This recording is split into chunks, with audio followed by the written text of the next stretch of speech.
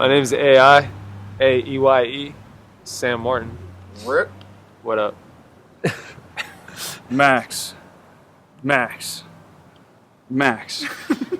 Pressure. Oh.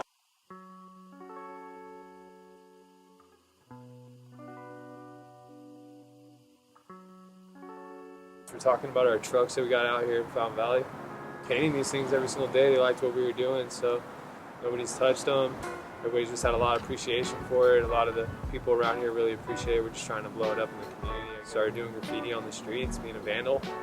Everybody hates, but now I'm here with my face on camera, you know, and just trying to do these positive. You can't do that. No, you can't. No, That's illegal. yeah. So why do you paint?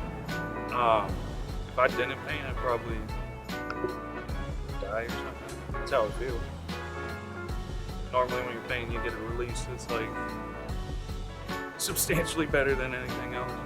Doing this because it's a blessing that they gave us these trucks, so we have something to come and paint in our own hometown. It was a dream of mine to one day grow up and be like, yo, I got my own trucks. Like, what? Like, we got our own trucks. Like, you want to come paint? Are you guys sponsored? It's like, no, dude.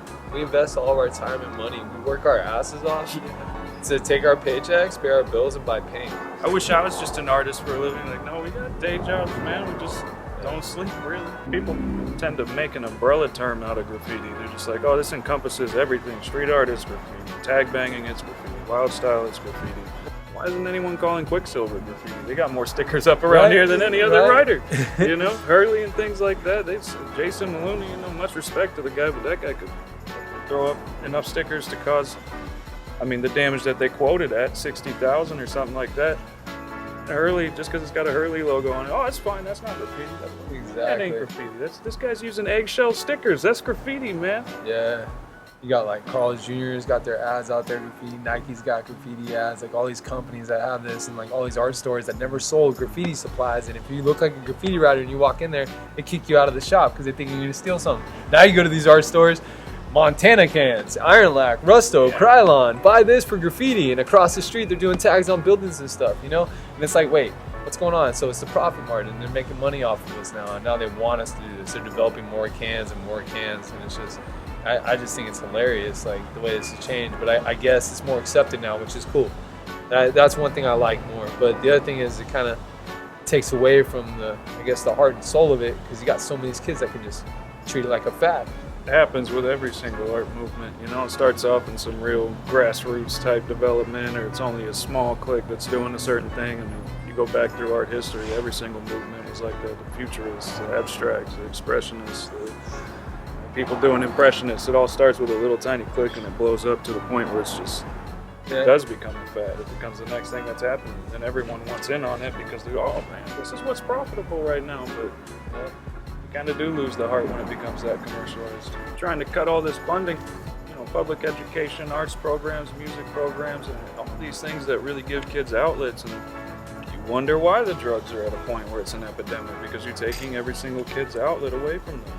Right? Getting it to the point where only the kids that have families that have the most money can actually do these kinds of things properly. True. If it's not on that, you know, profiteering point, then let's cut funding to it. I don't want to pay more taxes. Fuck the arts. Right. We need more legal walls in Orange County. More legal walls in Orange County. More legal walls worldwide. All over the place, man. But no, it's a trip because, you know, the whole state of things in California with everything being, let's push it up to a felony. Let's push it up to, you know, what was once nothing is now misdemeanors and infractions and things like that. But, you know, they say you paint a wall. You can paint a wall on a building that's getting torn down, and they'll still hit you with $20,000 in restitution to paint over a wall that's getting torn down. Like, what the hell is that? But that applies. It compiles when they start adding all these things about you painting with more than 3 people. It's a gang charge, you know. Because it's like a major epidemic, like heroin and meth. You know, it's an infraction now. You get a slap on the wrist. Kids are overdosing, dying. Communities are falling apart because of that. You know, it started up north. Now it's down here. It was in LA. Now it's in here. Yeah. You know, it's just it's crazy all the drugs people are on, and they're too busy, you know, making money off of them when they put us in prison, put us in jail. I got a friend who did 9 years for painting, 9 years upstate, state penitentiary. That dude came out. He is not the same dude no more. He was just a graffiti writer, a hip hop head, actually very active in the community. Yeah, and take part in community events, man. Don't True. just hang out at home and watch YouTube and Netflix. Go take part in these things. You hear about something, Yeah. go support it, because without your guys' support, without the people behind it, these movements ain't gonna take off. So Yeah.